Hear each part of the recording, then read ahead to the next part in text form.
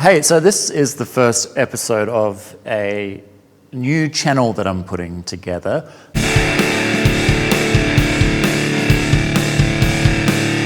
In this one, I want to be more general and talk about things outside of that technology space and just things I'm interested in, things I have some experience with, but mostly it's things I'm learning as I go.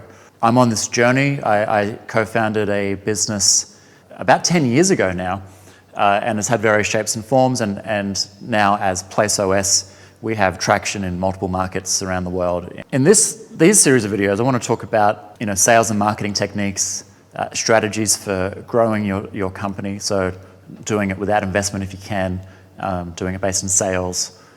So that's the area that I've sort of learnt the most in. I'm certainly not an expert, but I've learnt from mistakes, I've learnt from successes. Often when you succeed, it's by fluke. And if you don't study how you succeeded, you won't realize that it's a fluke, and you will try to replicate that success by following the same steps, even though those steps had nothing to do with the reason you succeeded. So they're the sort of things I want to talk about. So in this first video, I want to talk about what is sales and marketing. So I'm going to talk about sales versus marketing and how branding comes across both of them.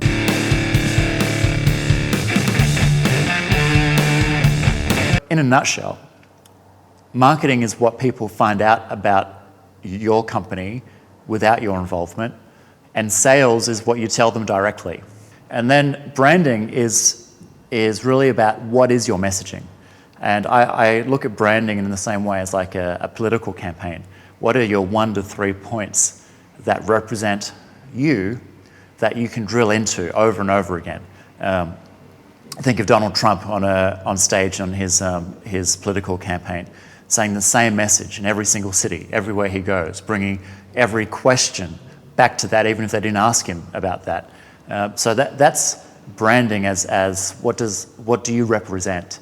And that influences your sales and marketing. So we rebranded recently to PlaceOS. Before that, we were ACA Engine. And it's more than just graphics and design and colors.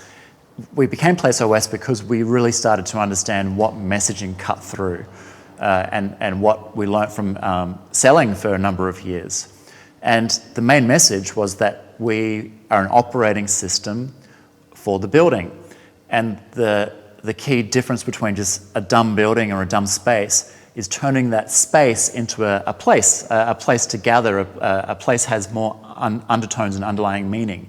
So condensing that into our new company name and product name, PlaceOS, is exactly taking that main message, the one message we want people to understand, and condensing it all the way down to the actual name of the product.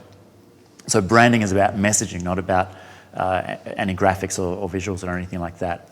And then the way that impacts your sales and marketing, I mean, that's an example of sales impacting the branding, because we learnt from the sales process that helped us come up with the political campaign message, basically. And marketing is all about either making a sale automatically or influencing the sales process, speeding up the sales process. And for our company, we're a very sales-based organization. So our marketing is there to support our sales effort. And that comes down to just expanding that branded message. So instead of just having the one message of we're an operating system for your place, we have 3 or 4 other messages we're hitting on. And when it's marketing, we're being more general and educating people on that message in a general way that has, in many cases, nothing to do with our product. And then when it's sales, we're telling the people or the audience how those messages relate to our product and how it will benefit them as individuals. So we have the opportunity to learn, well, who are they? Who do they represent? What are their problems? How does this all line up? And that's how this is the relationship between everything, because marketing might be used after a sales meeting. Your sales prospect goes away, goes back to your website, finds out more information so we're in that sphere of what can they find out without your involvement. And that's why marketing is so broad. It includes decisions such as being open source or having open APIs. The fact that if you're a technology and you've made a decision that on your public website you can view the technical documentation, that's a marketing decision because that could be used to validate a sale. And it also has a functional role in if you already have a sale, your customers can go there or your partners can go there to learn how to implement something.